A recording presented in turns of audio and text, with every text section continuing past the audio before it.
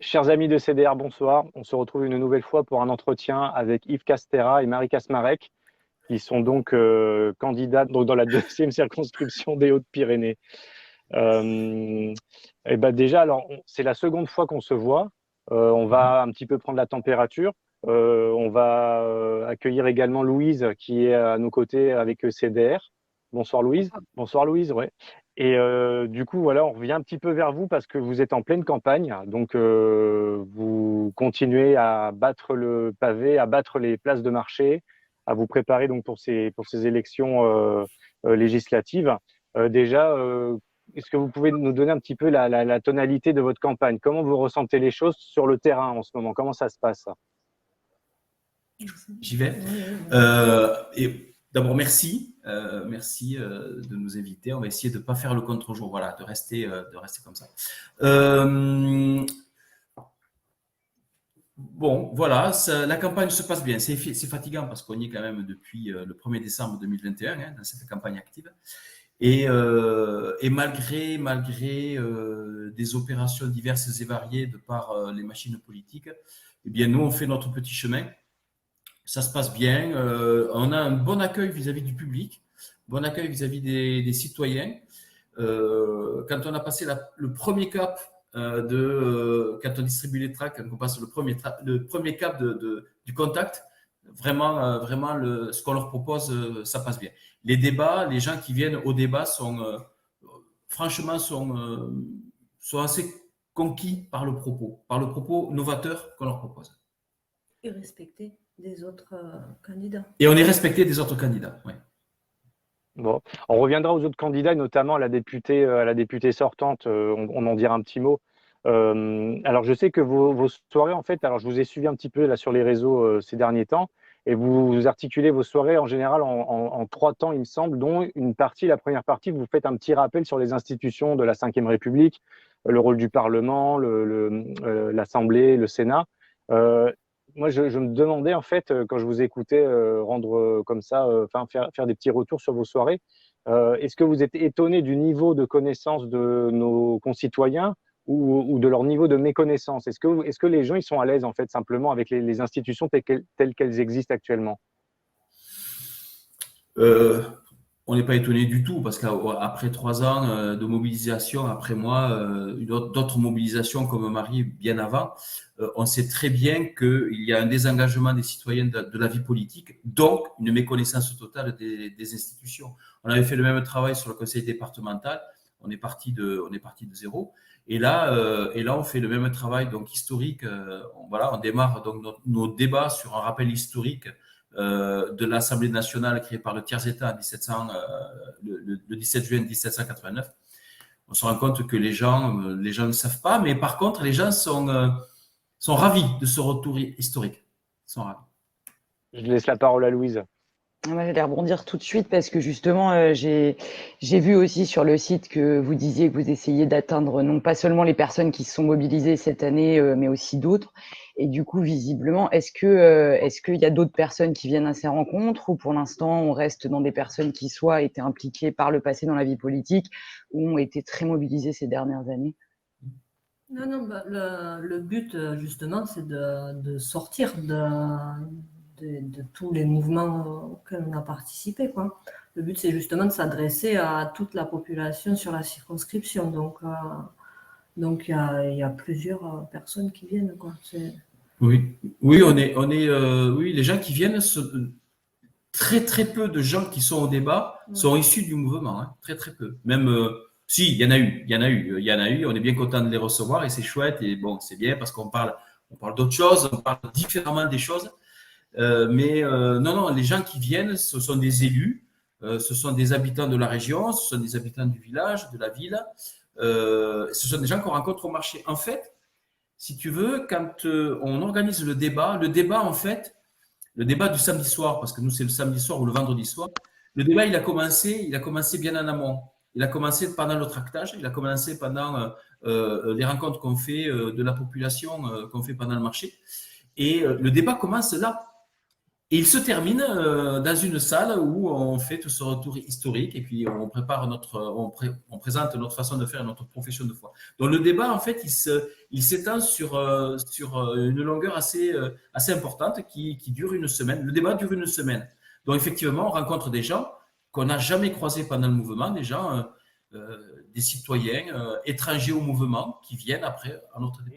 Est-ce que vous avez l'impression d'être allé chercher de temps en temps ou de chercher de parvenir à toucher des abstentionnistes éventuellement? Parce qu'on sait qu'il y a quand même une certaine abstention présidentielle. Ça peut être un facteur majeur pour les législatives. Est-ce que vous arrivez à mobiliser, alors, et là vous pouvez parler de vos concurrents, hein, des autres candidats, est-ce que vous avez l'impression que des abstentionnistes vont vraiment aller vers les urnes parce qu'on est dans un cas de figure particulier avec la réélection de Macron? Je crois que pour que les abstentionnistes reviennent au scrutin, il va falloir s'atteler à la tâche pendant quelques années quand même. Là, on démarre le travail. Je pense qu'on est en train déjà, autant que faire se peut, on est en train déjà de faire en sorte que les cicatrices finissent par se résorber. Il y a une telle fracture, un tel fossé entre les institutions politiques et la population que quand on arrive là, on arrive sur un champ de bataille. Donc là, déjà, on a un gros travail de reprise de contact avec la population. Alors oui, effectivement, c'est notre objectif cible, hein, c'est entre autres, c'est les abstentionnistes, mais pas que, c'est aussi les déçus de formation politique. Mais il y en a. Mais on est sur le démarrage d'un long procédé. On n'y arrivera peut-être pas pendant ces élections, ou on y arrivera, mais c'est un démarrage d'un long procédé. En tout cas, c'est tout à votre honneur de l'avoir entamé, hein. Parce que quand on regarde un petit peu, oui, ce que vous proposez comme schéma politique, un schéma politique différent, en dehors des clivages partisans et de ce qu'on a connu, tout ce qui a provoqué cette déshérence des électeurs que tu viens d'évoquer, Yves. Est-ce que vraiment, voilà, la rupture, elle est pas trop consommée pour que les citoyens y reviennent vraiment, en fait, parce que après 3 ans de mouvements gilets jaunes, notamment de mouvements sociaux quand même assez marqués, si c'est pas maintenant, est-ce que ça sera plus tard, en fait? Il faudra que ça se fasse. On n'a pas le choix. Aujourd'hui, on est gouverné dans toutes les strates de la société. On est gouverné par des élus, et j'en ferai partie, très certainement. On est gouverné par des élus qui sont élus avec très peu de voix en réalité par rapport au taux d'abstention. Donc, effectivement, un élu ne représente plus maintenant la population, il représente une partie de la population, portion congrue qui vote. Donc, oui, il va falloir s'atteler à la tâche. C'est pour ça que nous, avec Marie, on est vraiment sur un schéma politique où on veut redonner, tu sais, on en a bien parlé, toi et moi en particulier, puis avec d'autres, hein, de cette démocratie représentative, participative, directe, etc. On a travaillé, toi aussi, toi et moi, on a travaillé sur le RIC, hein, avec Valérie, voilà. Avec Louise aussi, on a travaillé sur le RIC. On s'est bien rendu compte tous les deux que c'était très, très compliqué, y compris pour des gens qui voulaient le RIC, de fédérer sur le RIC et de travailler en commun sur cet outil démocratique. Donc, nous, dans notre schéma politique, c'est déjà de redonner tout son sens à la démocratie représentative de qui ou de quoi. D'ailleurs, on pose la question pendant nos débats, représentative de quoi? D'une élite politique avec des étiquettes ou de qui? De la population par l'intermédiaire des acteurs locaux engagés sur le territoire. Donc, on est, nous, plutôt sur la démocratie représentative de qui? Donc, de la population via les acteurs locaux engagés sur le territoire, mais en mettant à disposition, et ça va être le rôle de l'élu, en mettant à disposition tous les leviers démocratiques, qu'elles soient directes ou participatives. Oui, effectivement. Finalement, au niveau local, du coup, déjà, vous disiez qu'il commence à y avoir des élus. Il y a finalement des personnes du paysage politique, même sur place, qui finalement prennent en compte votre candidature et du coup, les idées qui sont défendues derrière la candidature.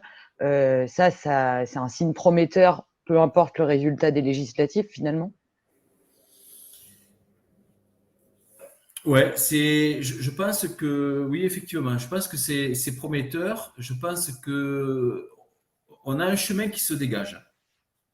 Je pense franchement qu'on a un chemin qui se dégage. Quand on voit comment on est accueilli par la population lors des tractages, on a un chemin qui se dégage. Maintenant, l'idée, c'est la grosse difficulté, ça va être quoi? Ça va ça va dire, c'est comment faire pour que la politique devienne appétante. Voilà. Comment faire pour que la politique devienne appétante, qu'elle devienne un des objectifs des citoyens dans le département.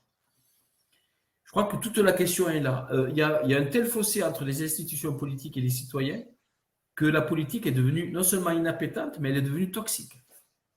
Et quand on voit, malgré tout, quand on voit les opérations de stratégie politique, de rassemblement des uns avec les autres sur une illusion électorale, puisque chacun se targue d'avoir fait le pourcentage qui va bien pour rassembler autour de lui, sauf que si on regarde le pourcentage, on regarde l'abstention, on est sur une illusion politique. Donc, bâtir des stratégies sur des illusions politiques, la population, elle, ces illusions, elle a bien compris. Elle a vu ces illusions-là. Donc, voilà. Le tout, c'est maintenant de dire, nous, on n'est pas là-dedans. On est concerné par la problématique des citoyens, parce que nous sommes des citoyens aussi impliqués sur le terrain. Parce que moi, je suis artisan, Marie est assistante maternelle, donc on sait aussi, à travers ça, de quoi on parle. Voilà. C'est de rétablir le lien pour avancer ensemble. Très bien. Et effectivement, donc peut-être dans le fol espoir d'aller vers une démocratie un petit peu plus directe et moins représentative. Parce que est-ce que pour vous, est-ce que pour vous, donc la constitution de la cinquième, elle est en fin de course, en fin de parcours. On sait qu'elle a été dessinée par et pour De Gaulle et à l'époque en 58. Et est-ce que la prochaine étape, ça sera forcément une démocratie beaucoup plus directe qui soit supprimera une partie du Parlement et de ses représentants et utilisera éventuellement plus d'assemblées citoyennes, plus de référendums. Comment vous l'imaginez, vous, le pas d'après? Je vais vous laisser terminer les législatives avant, il n'y a pas de souci, les amis. Mais comment vous imaginez la démocratie d'après, en fait? Là, on a beaucoup parlé avec Marie de cette question-là. C'est la question centrale de notre candidature. Aujourd'hui, la démocratie directe, pour moi, aujourd'hui, de mon point de vue, elle est très compliquée à mettre en place.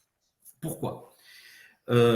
Imaginons qu'on mette en place une démocratie directe, c'est-à-dire que ce soit la population qui décide pour elle-même des enjeux futurs par rapport à l'organisation de la cité. Parfait. Sur le plan de l'idéologie, ça marche. Sur le plan de la réalisation, c'est beaucoup plus compliqué.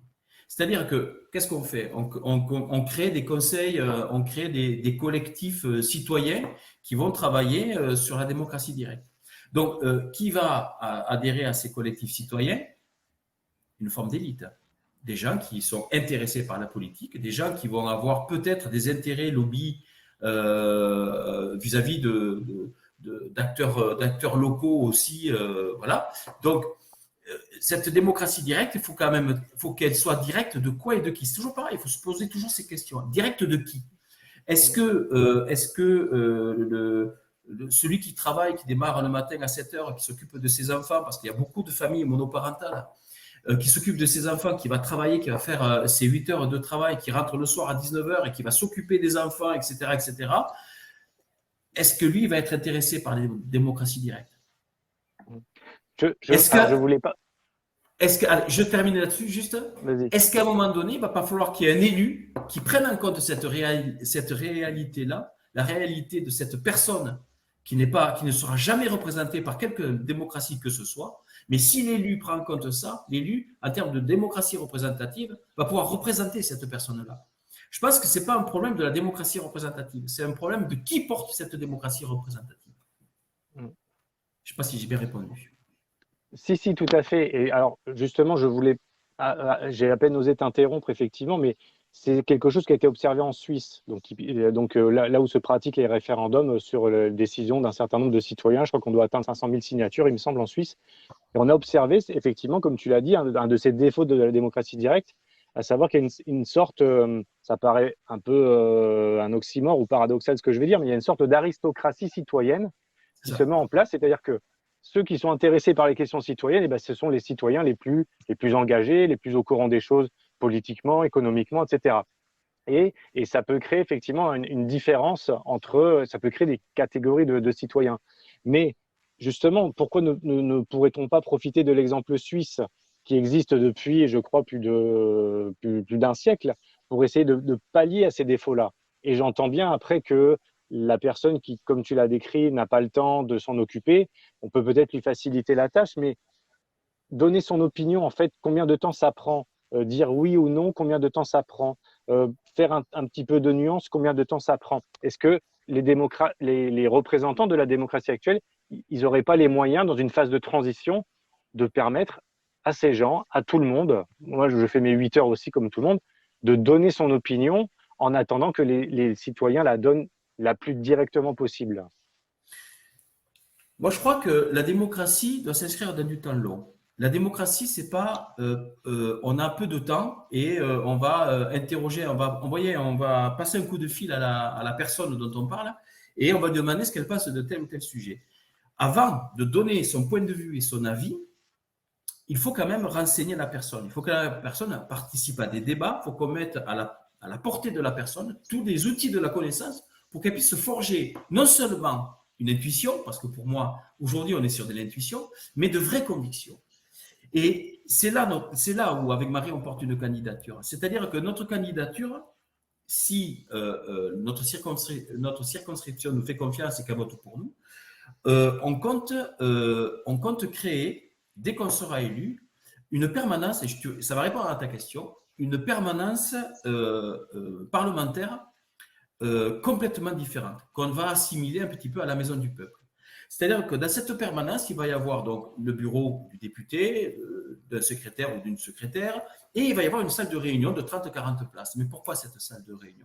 Parce que cette fameuse personne, justement, qui risque de déserter les collectifs citoyens qui vont travailler sur la démocratie directe, eh bien cette personne, elle peut adhérer à une association.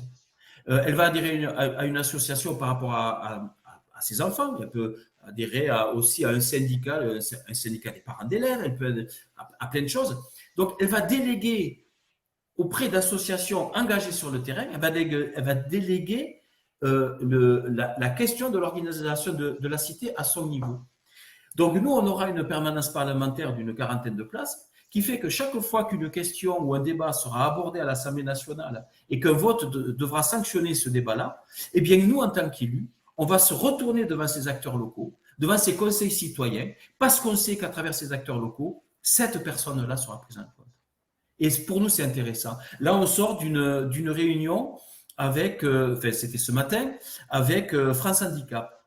France Handicap, des personnes qui ont à peine la possibilité de parler, des personnes qui ne peuvent pas sortir de chez eux parce qu'ils sont en situation de handicap et que tout n'est pas fait dans l'infrastructure rurale et urbaine pour qu'ils puissent se déplacer convenablement en fauteuil roulant, eh bien, ces personnes ne pourront jamais participer à cette démocratie directe. En revanche, il y a des associations très efficaces, très puissantes, qui traitent de leurs questions, qui traitent de leurs problématiques, qui sont en lien avec ces personnes-là. Si bien que quand on va traiter une question à l'Assemblée nationale autour du handicap, mais pas que, autour de l'organisation de la cité, sur la question des pesticides, sur la question de la santé, sur la question de la politique de santé, sur les lits, etc., d'hôpitaux, eh bien, on aura concerté les acteurs locaux impliqués dans le territoire, qui, eux, seront en lien avec les personnes qui ne seront pas en capacité d'intégrer ces réflexions-là. Et là, la démocratie représentative reprend tout son sens. Qu'il y ait là-dedans, en même temps, qu'on injecte de la démocratie directe, oui, effectivement. Il faut que les citoyens puissent avoir l'initiative de porter des projets, puissent avoir l'initiative d'organiser un référendum. Ça, nous, on le mettra en place. On le mettra en place. Mais on sait très bien que ce ne sera pas la solution au problème. La solution, c'est de prendre en compte tout le monde. C'est surtout que ce n'est pas à l'élu de le mettre en place. C'est pas à l'élu c'est à l'élu de le prendre en compte. Donc derrière, s'il y a un collectif qui se mobilise et que ça prend dans une région, peu importe où, même au niveau national, derrière, c'est aux élus de prendre en compte la démarche et de là à enclencher un référendum si c'est nécessaire, quoi. C'est la prise en compte qui est importante. Parce que la démarche, elle est possible. Enfin, nous, on le voit avec Oui, le collectif Touche pas à ma forêt, quoi. Oui. Cette démarche-là et la mobilisation, au final, ça a payé quand même. Absolument, oui. et donc, alors là, Marie, ce que tu dis, c'est que quoi, vous êtes une courroie de transmission entre ce qui se passe vraiment sur le terrain avec les citoyens de votre circonscription et puis ce que vous pourriez éventuellement faire remonter au niveau national. Alors après, on parlera enjeux Mais locaux et enjeux nationaux, mais c'est un peu ça l'idée. Après, c'est ce qui est, de tous ceux qu'on a rencontrés, c'est ce qui est demandé en fait, hein. C'est ce qui est, enfin, de toutes les assos qu'on a rencontrés, c'est ce qu'ils réclament. C'est qu'il y ait ce relais, qu'il y ait un lien, enfin, que ça fasse un aller-retour, quoi. C'est ça. L'idée, écoute, nous, on tient une place tous les samedis. On occupe une place tous les samedis où il y a un marché à table. Il y a une personne en situation de handicap qui est en fauteuil roulant qui est venue me voir parce qu'elle vient régulièrement nous voir et qui me dit mais moi je ne suis pas entendu. Personne ne m'entend, personne ne m'écoute. Et je lui dis mais et puis elle me dit mais et pourtant j'ai des idées, j'ai des choses, moi j'ai des problèmes en tant que handicapé, etc.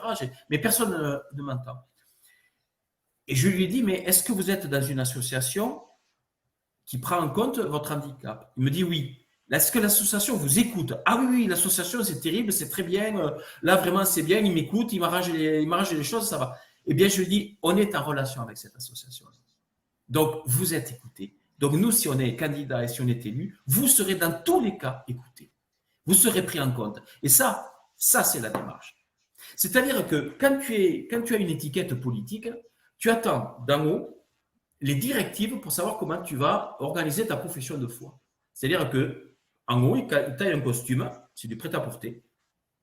On coche toutes les cases, comme ça, le costume, il va à tout le monde. Et puis, pendant les meetings, on vend le costume. Et les gens doivent mettre le costume. Eh bien, nous, ce qu'on fait, on fait du sur-mesure. On prend notre maître à ruban et on va voir les associations, les acteurs locaux et la population et on prend des mesures. Et ces mesures, on les reporte sur une profession de foi. Et c'est ça qu'on veut porter. C'est vraiment ça qu'on veut porter. C'est ça le nouveau schéma. Le schéma politique différent qu'on veut mettre en place, il est là. Merci pour cette description assez forte, je pense, en engagement. Et peut-être dans une deuxième dimension, parce que oui, il y a cette question de l'écoute et de la prise en compte de ce qui est fait sur le terrain. Mais c'est vrai que vous avez aussi des propositions qui ont déjà été élaborées maintenant. On a parlé donc de la question, donc principalement de la démocratie, d'une démocratie plus directe et d'une démocratie représentative à laquelle on redonnerait vie et on redonnerait sens. Mais il y a aussi d'autres questions, je pense que vous avez évoquées, que vous évoquez assez régulièrement dans les rencontres et qui sont mises en avant. C'est aussi bien la question de la fiscalité, de la solidarité ou aussi de l'écologie. D'où ont émergé déjà du coup ces points forts et comment ils viennent se mêler à tout ça? Est-ce que ça vient du bas ou est-ce que finalement c'est aussi quelque chose qui vous tient à cœur, vous personnellement? Alors oui, ce qui vient du bas est pris en compte, mais nous avons aussi notre sensibilité. On a une sensibilité où on veut mettre au cœur de tous les projets l'humain et pas la finance. Au niveau de la fiscalité, c'est pareil. On décline notre profession de foi sur 4 piliers, dont justice fiscale, sociale, climatique et démocratique. Et là, on s'inspire des synthèses des rencontres avec les acteurs locaux pour détailler ces 4 piliers que vous pouvez retrouver j'en profite, sur notre site qu'a fabriqué Marie, yvescastera.com. Donc, en termes de fiscalité, oui, on est pour l'augmentation du pouvoir d'achat. Parce qu'aujourd'hui, la France se paupérise, les Français rentrent dans la précarité. Le seuil de pauvreté, énormément de gens sont en dessous. Le seuil de pauvreté, il est à 1 000 euros environ, entre 900 et 1 000 euros, dont les gens sont vraiment très en dessous pour certains. On appelait ça le quart-monde. Le quart-monde, c'est des gens qui travaillent et qui vivent dans leur voiture. Ça existe, il y en a de plus en plus. La pandémie, la crise sanitaire a mis en évidence cette problématique-là, et en particulier à travers les étudiants. Un étudiant qui travaille pour faire des études n'aura pas la même vie, n'aura pas le même résultat à la fin de ses études qu'un étudiant aisé, issu d'une famille aisée, qui va faire ces mêmes études. Donc oui, il faut augmenter le pouvoir d'achat. Mais pour augmenter le pouvoir d'achat, il y a 2 solutions. Il y a la solution Emmanuel Macron, il y a la nôtre. La solution Emmanuel Macron, c'est rogner sur les cotisations sociales pour faire en sorte que le net augmente. C'est-à-dire, on garde le même brut, on rogne sur les cotisations sociales et comme ça, le net augmente. Sauf que si on supprime progressivement les cotisations sociales, on supprime les services publics. Cotisation sociale, c'est la dotation aux services publics. Et si on supprime les services publics, eh bien, on crée des services privés pour les mêmes services. Donc, ça veut dire qu'au final, on va payer pour des services privés. Donc, pas question. Nous, ce qu'on veut, c'est augmenter le salaire brut pour augmenter les cotisations et que la dotation aux services publics augmente grâce à ça. Qu'est-ce qui se passe par voie de conséquence en termes de fiscalité et en termes de pouvoir d'achat? Eh bien, non seulement le brut augmente, dont les cotisations augmentent, les services publics augmentent, etc., la qualité des services publics, la qualité des soins, les déserts médicaux, tout ça, je ne dis pas qu'on règle le problème, mais on a quelques leviers pour régler le problème. Et puis, le net augmente aussi. Donc, si le net augmente, eh bien, le pouvoir d'achat augmente. Les Français vont acheter. Donc, ça va créer de la TVA, ça va créer du flux, ça va… Après, en termes de pouvoir d'achat, on va beaucoup plus loin que ça. Acheter. Acheter quoi? Acheter où? Acheter chez qui? Quand je crois que quand Emmanuel Macron a mis 4 milliards d'euros sur la table pour relancer l'économie pendant le confinement, ces 4 milliards d'euros, 48 heures après, ils étaient partis en Chine, en Corée, à Hong Kong, ils sont partis à la finance.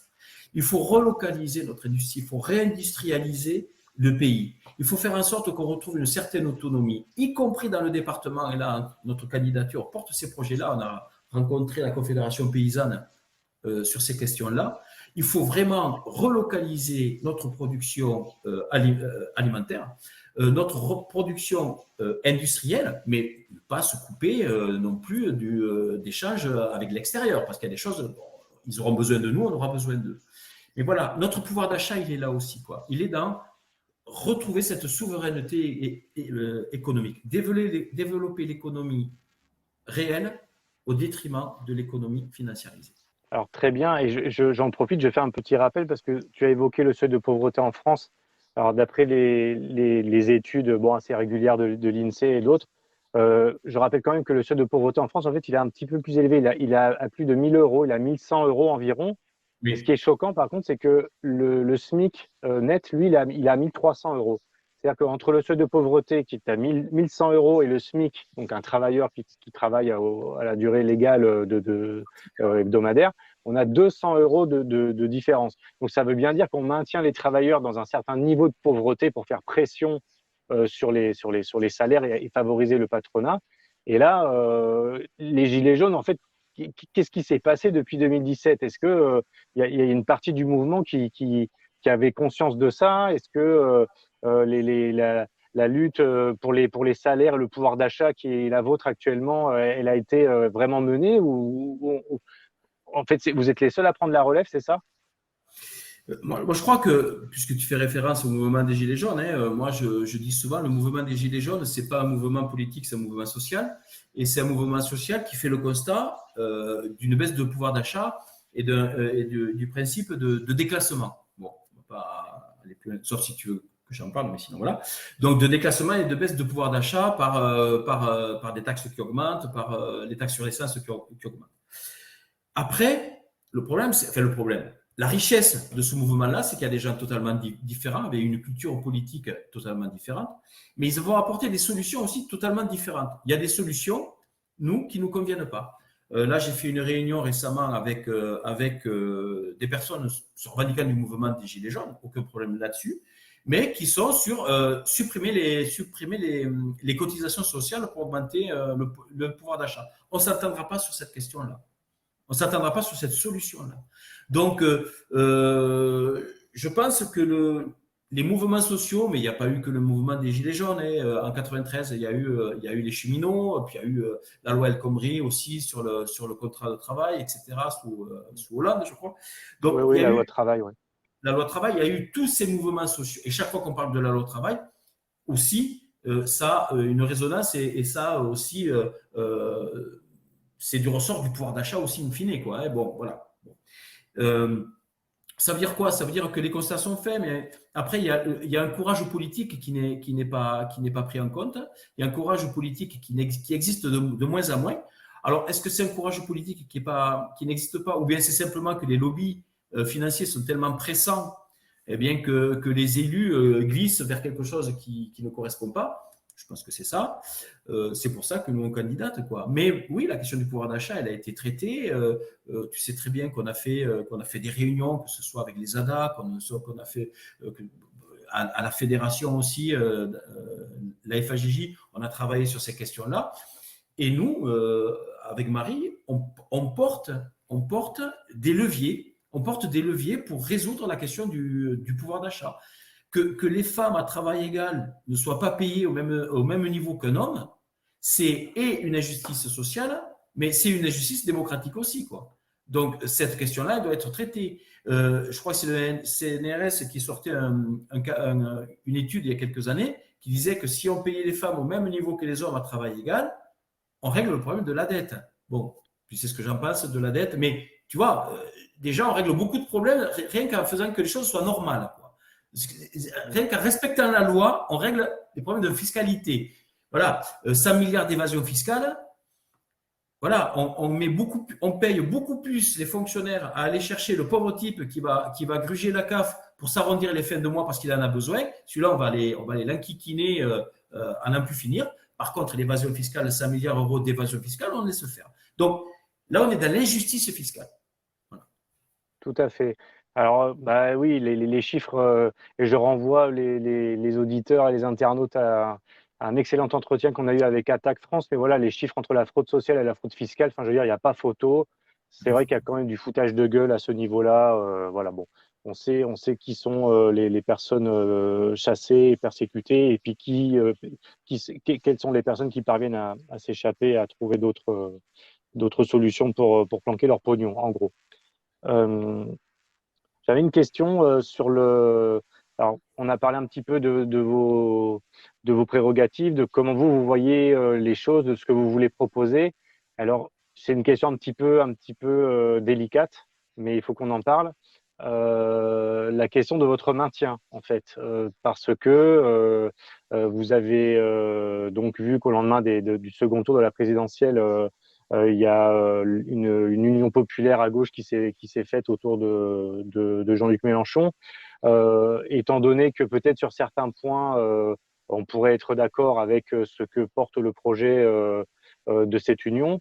Néanmoins, est-ce que vous avez, comment vous avez décidé, vous, de maintenir votre candidature et face à quel autre candidat? Et là, je veux bien que tu nous présentes un petit peu les autres candidats en présence. Et voilà, comment vous avez pris cette décision, en fait? Oui, vas-y, plutôt. Alors, ce rassemblement autour de Jean-Luc Mélenchon, je pense que c'est une stratégie que je comprends.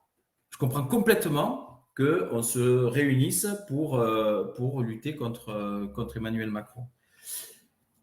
Mais il faut aller plus loin que ça. Pour moi, c'est la bonne idée qui va avoir des effets collatéraux catastrophiques. Si tant est que ce soit une bonne idée. Et si ça n'était effectivement une, les effets collatéraux vont être terribles. Pourquoi ? Au lendemain du premier tour des présidentielles, on a fait le calcul avec Marie, on s'est rendu compte que 19% de la population, 19% des inscrits aux listes électorales avaient mis Emmanuel Macron au second tour. 19%. Ça veut dire que 81% des inscrits n'ont pas mis Emmanuel Macron au second tour. Donc, tout le monde, y compris Jean-Luc Mélenchon, dit c'est le président le plus mal élu de la République. Parfait. Si on dit ça pour quelqu'un, il faut être en capacité de le dire pour soi-même. Si Jean-Luc Mélenchon est arrivé troisième, ça veut dire qu'environ, entre 85 et 90%, je ne sais pas combien exactement, on va dire 85%, pour lui donner un petit peu de latitude, 85% des inscrits n'ont pas voté pour Jean-Luc Mélenchon. Ça veut dire que aujourd'hui, eu égard un petit peu aux gens qui ne votent plus, qui votent blanc, à tous ces abstentionnistes qui ne sont pas prononcés, comment peut-on dire « élisez-moi Premier ministre » avec cette illusion électorale?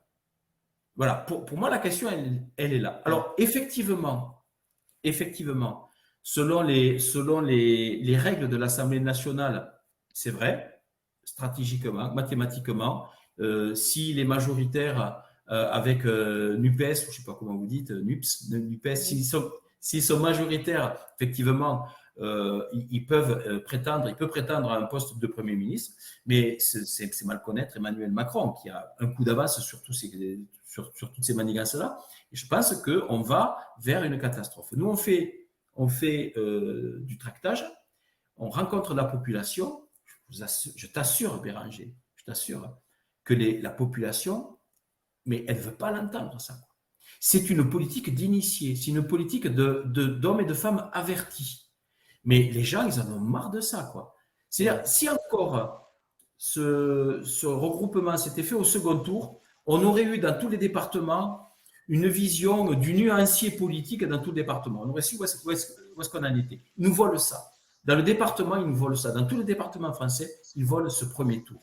Donc, voilà. Pour nous, c'est un peu compliqué. Donc, oui, on maintient notre candidature parce qu'on apporte un schéma différent, un nouveau schéma. On est encore dans l'ancien schéma. Donc, oui, on maintient, sans problème. Bon, on reçoit des coups de fil, des petits messages. Bon, voilà. Mais on maintient. Les candidats qui sont en face. Bah, puis ne pas le faire, ça ne serait pas du tout cohérent. Ce ne serait pas cohérent. Ouais. Oui. Oui, tout à fait. Donc, on maintient le truc. En face, on a, en particulier, des gens qui aussi refusent cette coalition de gauche. On a le Parti socialiste, par l'intermédiaire de Carole Delga en Occitanie, qui s'oppose à cette coalition. Donc chez nous, dans la circonscription, il y aura un socialiste. Il y a le PAG aussi qui. C'est la région. Ah oui, la région. C'est la région. Mais en tant que socialiste, donc après, ça fait évidemment, si la présidente de la région s'oppose à cette coalition, effectivement, après derrière sur le département, voilà, ça fait boule de neige. Ils ont l'aval déjà de la présidente de région. Donc, on va se retrouver avec face à nous, avec NUPES, il y aura FI, il y aura le Parti communiste, et il y aura Europe Écologie Les Verts, je pense. Voilà. Et après, il y aura le PRG. Donc, il y aura, c'est le PRG qui était dans notre circonscription, qui était députée, donc qui est sortante. Elle ne se représente plus, donc elle met quelqu'un va la remplacer. En tout cas, en termes de candidature, elle la remplace. Et puis, il y aura nous. Voilà. Il y aura Lutte ouvrière aussi. Ah non, je passe. Il y a LR aussi. Oui, LR. Ah, oui. Et il y aura LR aussi. Voilà. Oui, les Républicains. Et le Rassemblement national aussi. Voilà, et le Rassemblement national. D'accord. Donc vous êtes sur un schéma un petit peu classique, si ce n'est que le PS maintient une candidature en dehors de l'alliance NUPES ou NUPS, effectivement, je ne sais pas trop comment on dit, avec LFI, le PC et les écolos. D'accord. Ouais. Moi, j'entends bien les arguments, parce que voilà, je pense que voilà, vous avez fait une bonne analyse. Et en fait, je me disais en t'écoutant dérouler comme ça les arguments, je me disais, mais c'est peut-être le retour aux boutiquiers, en fait, aux boutiquiers de la politique qui font des arrangements de circo avant les élections pour essayer d'en perdre le moins possible. Alors, on sait que le PS va en perdre forcément parce que dans l'accord qu'ils ont signé, signé, ils vont perdre beaucoup de circonscriptions par rapport à LFI. Mais on a l'impression que c'est un peu le retour des boutiques politiciennes. En fait, c'est un peu ça que tu dénonces dans tes arguments. Oui, puis pendant qu'on parle de ça, on ne parle plus des problèmes. Hein. Pendant qu'on parle de ça, on parle comme le reste, quoi. On ne parle plus du pouvoir d'achat, on ne parle plus de fiscalité, on ne parle plus de déserts médicaux, on ne parle plus d'hôpital unique chez nous, on ne parle plus de tout ça. On parle de cette formidable union. Bon, voilà. Donc, nous, on est… En gros, je vais te dire… qui c'est qu'il y aura en face et qui c'est qu'il y a en face m'importe peu. Nous, on a notre chemin.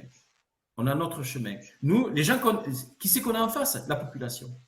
Pas plus. Nous, on a la population en face. Nous, ces machines politiques qui, tu vois, je connais beaucoup de copains et de copines qui sont encartés dans des partis politiques et qui travaillent, etc., dans cette coalition. Et je les connais, ce sont des gens de valeur, ce sont des gens qui portent de beaux projets. Mais je vois avec quelle incohérence à un moment donné, même l'expression de ce qu'ils font m'attriste un peu. J'aimerais un jour leur en parler du style, sans les nommer, parce que je pense que si je devais les nommer, je les nommerais directement quand ils seront avec moi, et sans caméra, sans rien, pour discuter avec eux. Quand on va à Paris, qu'on se fait prendre en photo avec l'élite politique, parce qu'on vient à l'information sur la coalition, et qu'on dit on est les représentants du peuple, il y a un problème là. On ne peut pas aller chercher l'information auprès de l'élite politique et dire nous sommes les représentants du peuple. Non, on est les représentants de l'élite politique. Pas plus, quoi. Donc, voilà. Donc, et pourtant, je t'assure que ces gens-là, je les connais, ils sont chouettes. Et je pense qu'il y a un glissement, là. Il y a un glissement de quelque chose qu'on ne maîtrise plus. Et ça me perturbe, ça me gêne. C'est gênant comme discours. Tu me dis, je comprends, hein, Béranger, ta question, elle est légitime et franchement, il n'y a aucun problème là-dessus. Qui c'est qu'on a en face de la population? Moi qui est LR, machin, clac, nous on travaille avec la population, les acteurs locaux, on déroule notre truc, on essaie de faire la campagne la plus propre possible, on n'insulte personne, on juge personne, on travaille sur notre projet. Et puis, finalement, j'ai l'impression qu'avec votre candidature, il y a un peu le fait de proposer de ramener la lutte des classes au niveau du système politique et à l'Assemblée nationale. C'est ça. Alors, on peut dire la lutte des classes ou la représentation des classes au niveau de l'Assemblée nationale. Pourquoi représentation et pas lutte? Parce que pour lutter, il faut déjà être représenté. Si au niveau des institutions, il n'y a aucune représentation des classes sociales, je ne sais pas avec qui on va lutter. Voilà.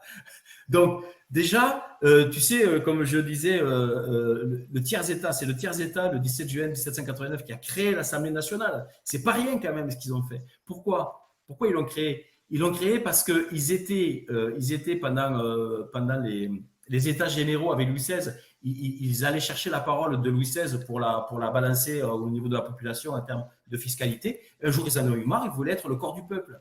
Ils représentaient 96% de la population et en particulier les classes les plus pauvres. Et ils ont créé l'Assemblée nationale. C'est-à-dire qu'à ce moment-là, bon, avec des nuances démocratiques, le vote censitaire, etc. Mais déjà à ce moment-là, il y avait l'idée de faire l'Assemblée de la Nation. Qu'est devenue l'Assemblée de la Nation? Là, on pouvait parler de lutte des classes. Toutes les classes étaient représentées. On pouvait discuter, on pouvait croiser la réflexion, on pouvait voir que les intérêts des classes supérieures n'est peut-être pas automatiquement l'intérêt des classes assez basses. On pouvait se rendre compte que le ruissellement n'existe pas, n'existera jamais, et c'est un leurre. Mais dans la mesure où à l'Assemblée nationale, toutes ces classes sociales ne sont pas représentées, la lutte des classes ne se fera que dans la rue. Pas plus.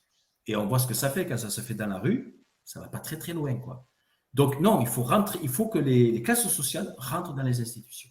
Ce qui est probablement le plus absurde au final dans tout ça, c'est qu'à force de fermer finalement à la représentation de toute classe à l'Assemblée nationale, on se retrouve depuis des années avec des propositions qui sont toujours plus similaires les unes aux autres. Et c'est vrai que vous en parlez aussi dans le programme, mais il y a la question des défis qui nous attendent sur le plan écologique. Je pense qu'il inquiète beaucoup de gens aujourd'hui, une grande partie de la jeunesse, et on se demande comment, si on n'a pas des nouvelles idées, et des nouvelles idées qui viennent aussi probablement de personnes qui ont des vies différentes de celles qui sont aujourd'hui à l'Assemblée nationale, on va pouvoir réussir à répondre à ces défis. Je pense que la question climatique, c'est une question, c'est la question immédiate là. Voilà, c'est la question non seulement qu'il va falloir se poser, mais à laquelle il va falloir répondre. Je pense que réduire les gaz à effet de serre, c'est très bien, il faut y aller, c'est bien, il faut le faire, d'accord. Maintenant, on sait très bien que la biocapacité de la Terre est arrivée au sommet. Le jour d'effacement, ça fait déjà presque une semaine qu'il a eu lieu. Donc, on a, symboliquement, sur une année, on a épuisé toutes les ressources que la Terre pouvait nous offrir. Donc là, on est sur une illusion. Donc, ça veut dire que là, il y a un problème. Ça veut dire que l'activité humaine, dans tous les cas, l'activité humaine va décroître. Dans tous les cas, l'activité humaine devra repasser en dessous de la courbe de la biocapacité de la Terre. Et ça, c'est depuis les années 70. Mais qu'est-ce qui va se passer? Qui va trinquer? Quel est le type de population qui va trinquer en priorité? Les classes populaires. C'est les classes populaires. C'est les gens qui vont se trouver dans des pays pas possibles où règne déjà un climat torride, avec des inondations qui vont arriver. Il va y avoir une migration climatique qui va être phénoménale. Il va falloir quand même qu'on se pose la question de qu'est-ce qu'on fait pendant cette migration climatique? Qu'est-ce qu'on fait, quoi? Il va falloir se poser la question, quand on fait une vignette critère pour que seuls les véhicules non polluants puissent rentrer au centre-ville, les pauvres gens qui ont des voitures à 800 € et qui ne peuvent pas s'acheter une autre voiture, donc eux n'auront pas accès au centre-ville. Voilà. Quand on fait un contrôle anti-pollution sur une voiture qui a plus de 5 ans, par exemple, et que cette voiture ne passe pas le contrôle, qu'est-ce qu'on fait? Qu'est-ce qu'on dit à la personne? Il faut que tu achètes une autre voiture, et puis achète une voiture électrique. On déplacera la pollution, ça c'est encore autre chose. Mais elle ne peut pas acheter une voiture électrique. Donc, il faut que dans les mesures politiques en lien avec la transition écologique, il faut qu'on prenne en compte cette population. Il faut qu'on prenne en compte des précaires. Ça, c'est dans notre profession de foi. Voilà. Donc, la transition écologique, c'est aussi une transition sociale. C'est aussi une transition sociale.